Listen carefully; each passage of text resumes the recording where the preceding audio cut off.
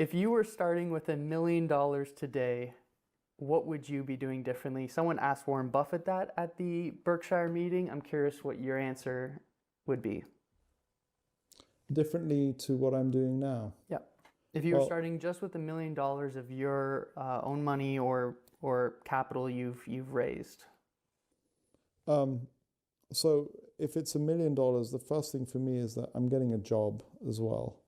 So I'm doing it part-time because I want to preserve that $1 million for investing, and I don't want to draw down on it for living.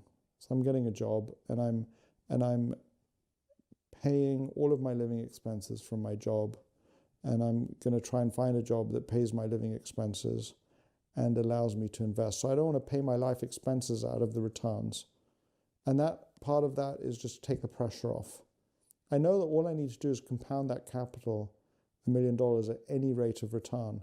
But if I'm living, on $60,000 a year, then I'm drawing down. I don't want to be forced to have to make a 6% return just to stay even, say. So, and obviously, given the way I live now, if that were the case, I'd have to massively cut expenses. I have 3 children going through college, all sorts of expenses. So now we just talk about the investing. I've sorted out my life expenses part of it. And pay down debt, don't have any debt, pay down the mortgage, get rid of that. So really be able to just invest. I think that what then I would do differently to what I did and what I'm doing today is I would want to take higher risks with my investing if I'm starting. So it depends what age I am. Let's say you're under 30. Yeah. So I think I want to divide that million into at least 10 buckets, but it might be as many as 20 buckets. And I'm going to take, hopefully, so I'm going to try and make bets where none of them can turn out as a complete loss, but they all have a high enough probability of returning multiples of my money.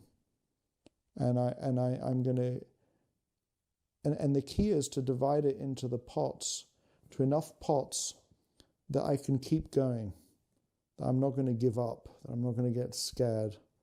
And if I've got big brass balls like Mohnish Pabrai, I may only need 3 or 4 pots. But even Mohnish went to 10 by 10, so he was talking about 10%. I think that for me it's 20%, and so I've got to keep making those bets. And I'm not sure how many pots, because I think that I need to make those bets over a 5-year period minimum. So maybe it's 2 bets a year, and then it's 10 bets. So so that is actually 10% each time. So I'm drawing down on the $1 million. Would you be flipping through Value Line? Would you be? Oh, I see. But to find 2 bets a year, would you be digging through the weeds? So everybody has their own journey and their own story, and it's important to own that journey and story and not to regret that it's not a different story. In my story, I had enormous fears of losing money, losing the confidence of my first investor, who was my father. And so I had some bets like that worked out enormously, but I just didn't put very much money into them. An example was Duff and Phelps, where given the amount of money I was managing, I ought to have put $1 million in. I was managing about 10, and instead I put 200,000, and that $1 million would have turned into $7 million. Instead, 200,000 turned into 1.4. Still not a terrible result, but I didn't invest enough. So I was all the way through the life of the fund. I've had shares of Nestle. Nestle is a wonderful company, isn't going anywhere, but it's not going to get you 7x in 3 years or 2 years or whatever it was that it was in Duff and Phelps. So if I was starting in my 30s and was doing it again, I would have way more of those. And if you take the scenario where my job is covered, yeah, each one of those bets is a Duff and Phelps types bet. I'm putting 5 to 10% of the net worth. You talked about $1 million into that.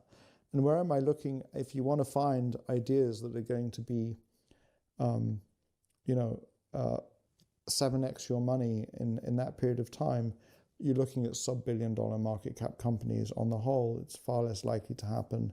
So where am I going? I'm flipping through Value Line. I'm looking at Value Investors Club, Seeking Alpha. I'm going to things like the Zurich Project. I'm going to Value X. I'm going to the Berkshire meeting. I'm talking through best ideas. I'm trying to develop network with people who have good ideas. I'm running screens. But all of that, I love this. So this came up in the recent podcast that Mohnish Pabrai had with Shan Puri, who said, an idea is like an asshole. Everybody's got one. So ideas are like an asshole. Everybody's got one. At the end of the day, so it's not hard to come across the ideas. So the thing is, at some point, one has to actually say, okay, I'm going to commit now. And it's going to be in an uncertain environment. You're not going to see green. You're going to see amber. It's not going to be perfect. That's a kind of like a level of risk taking that in the past I was uncomfortable with because of this ergodicity stuff. I want to go with things that are far surer bets. I'm trying to find something that's a 7x and also is a sure bet. Every now and then those will come up. But I'm going to take things where it's not a sure bet, but it's still a potential 7x, and I actually have to move to, and then where I find them is constantly going to be changing, but I need to try all sorts of different avenues. I was reading recently a wonderful piece of research that was produced 4 or 5 years ago where they looked at companies, and I can share with you the research that had done sort of like 100 baggers or 50 baggers, and they looked at where those ideas came from, and they show that there was a kind of a skew, for example, to the countries where those companies existed. And funnily enough, the countries, like the Scandinavian countries, score quite highly in that category. And it's surprising because it's a social welfare state with high taxes and things. Exact reason for that, who knows? But it might be, it turned out that the AIM market in the UK had a pretty high number of those companies. So maybe I'm saying, look at AIM companies. Maybe I'm looking at small caps. Maybe I'm finding what works. But at some point, you've got to make a move, Mm-hmm. And Warren calls them wrinkles. So yeah, I'd be doing more of those wrinkles. And I would have been developing the muscle the muscle in me, for all sorts of reasons, is not as well developed as it could be, of being willing to look at wrinkles, things where there's something going on, special situations, that makes it an unusual valuation and a very good likelihood of a very, very high return, but where there's also some hair on it. And, that's a muscle that you can strengthen. That muscle is far stronger in Mohnish than it is in me. And there are all sorts of reasons for that. Partly it's temperament in Mohnish. Partly it's a very unusual childhood that Mohnish had. Mohnish's father was an entrepreneur who went bankrupt many times. Mohnish has told that story a few times. And Mohnish learned that was okay. He's not afraid of those kinds of high risks and potential losses, and that's what gives him an unusual orientation towards risk, which I don't have. And so I would be working hard to strengthen that muscle at a younger age. Yeah, that's what I'd be doing with $1 million. Thank you so much. Well, I sort of come back on myself and say, you look at my last letter to investors, the most important thing, survival is everything. So I think in all of that, I'm at the same time, so I want to optimize that better. I think what I'm trying to say is that if I look at what I did, for understandable reasons, I was way more risk averse and conservative than I should have been. And that's okay. I forgive myself.